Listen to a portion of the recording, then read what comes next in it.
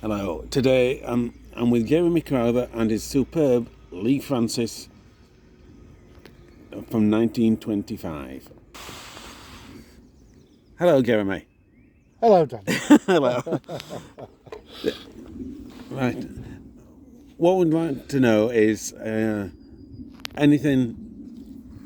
What was the inspiration to get in the car?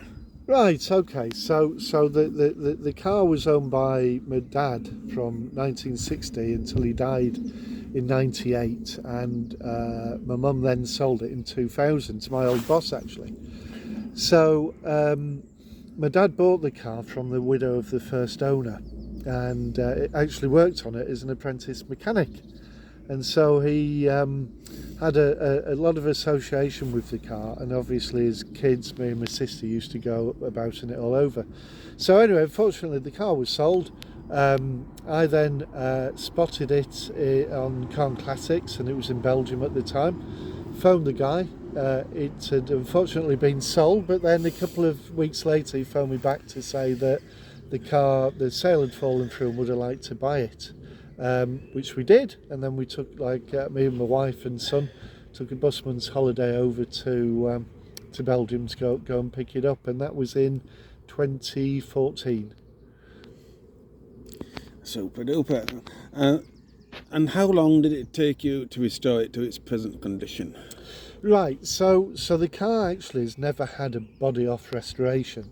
So in effect, the first owner ran it. He ran it because it was the only car that he could drive because he was injured in the First World War. And the only recorded work that we've got of anything being done to it is a rebuild by my dad, who was a mechanic and part of the Lookers group. Was a rebuild which was probably about 1965. And then it was really a running restoration. So, over the years it's had gearboxes rebuilt, back axles done, but no significant work apart from the rebuild to the engine.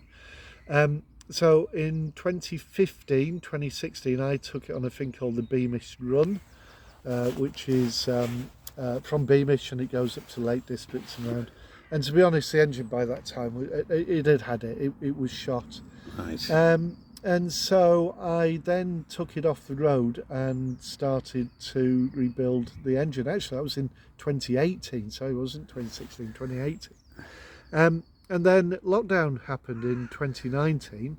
So the engine was taken out, it was rebuilt, new white metaling, new pistons, a couple of new conrods. We had the cylinder head overhauled. Basically anything mechanically that it needed doing. The gearbox was rebuilt twice by a specialist, and then a third time by me because it didn't work out at the specialist. We then also rebuilt the back axle, and it's got P-type differentials in, which is another type of car. And at the same time, because it was lockdown, decided to take it back to its original colour, which is Saks Blue. Couldn't find anybody who would respray it in cellulose, which is what we wanted to do. So I taught myself spraying, and with a mate of mine, we resprayed it as well. So in effect, the car's never had a full restoration. It's always been a running resto, but it pretty much wins. I'm not a big fan of judging, etc., but a lot of shows these days it would be the public who decide, and it must admit it comes out either first or second at most of the shows. But I drive it a lot. Yeah, and you're not bothered either way, whether it wins or not. No, it's my car, and everybody's car's special to them in one way, shape, or another. So it's my car. I love it. It's the nicest car that I've got. It's the number one in terms of drivability because I just love driving it.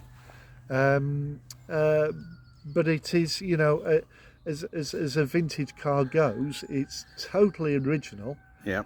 Buying some of the mechanicals, it's totally original. It's always been garaged. It's always been well kept all of its life, and we have a history going back to 1925 when it was first built. Super duper. Is there any interesting or funny things that happened while you were doing your rolling restoration? No, not really. I think the main thing is finding people to help, specialists, so you Yeah. can't white metal yourself.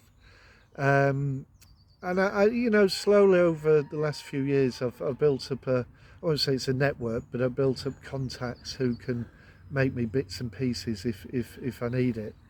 So I've got a great clockmaker guy who's brilliant at just turning his hand to little bits and pieces. Mm-hmm. So no, there's been no issues apart from the fact that you can't buy spare parts for it. No. You have to get them made.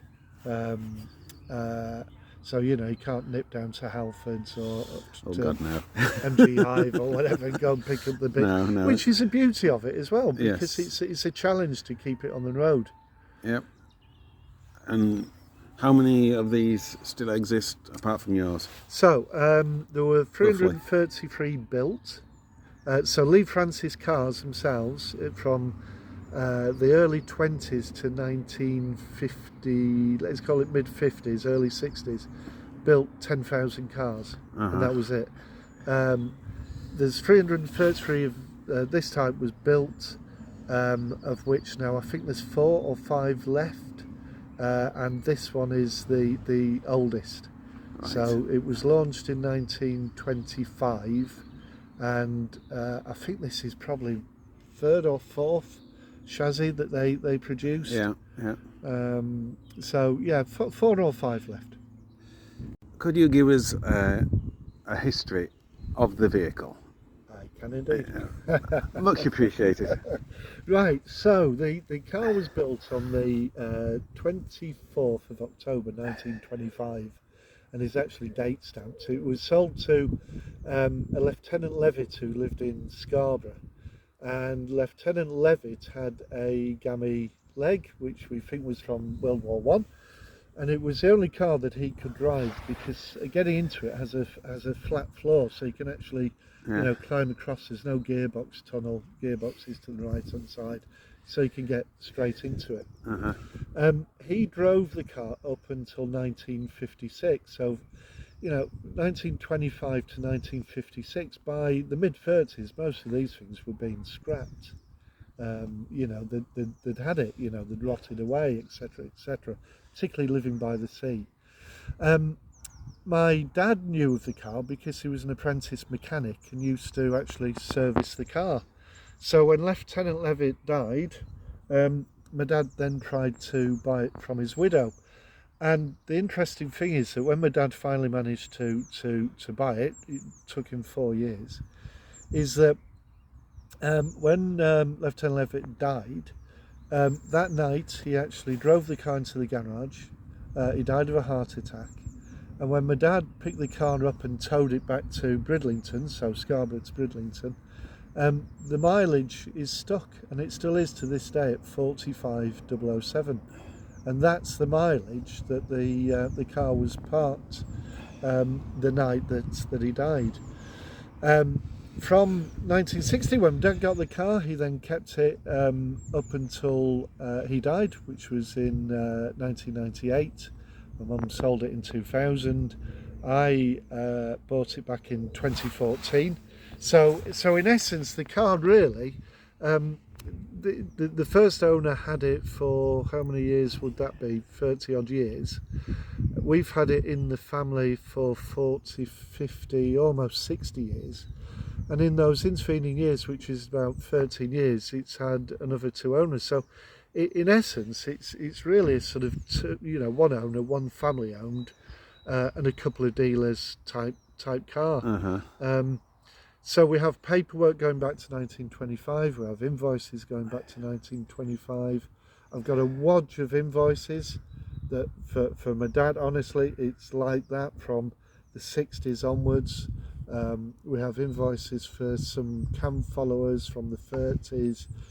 It's absolutely complete, so you can chase it all the way back. It's nice to have all those records because it adds to the car, doesn't it? It does. It adds to the car, and it's the fact that a lot of vintage cars, they'll be advertised, history not known, etc. Which they're not. This is one of the very, very rare cars where we know the original owner, we know where he lived, we know where it was garaged, we know who's worked on it, we know about my dad's involvement, we know about my involvement, we know about other owners. So it's unique, and I think a lot of people, when you tell them about the mileage, it's a bit eerie, really, isn't it? 45007. And then, Yeah, speedo works, Mm. but the mileometer's stuck, and that's the history of the car. thank you very much. I think we'll call it a day at that. Yep. Okay. All right.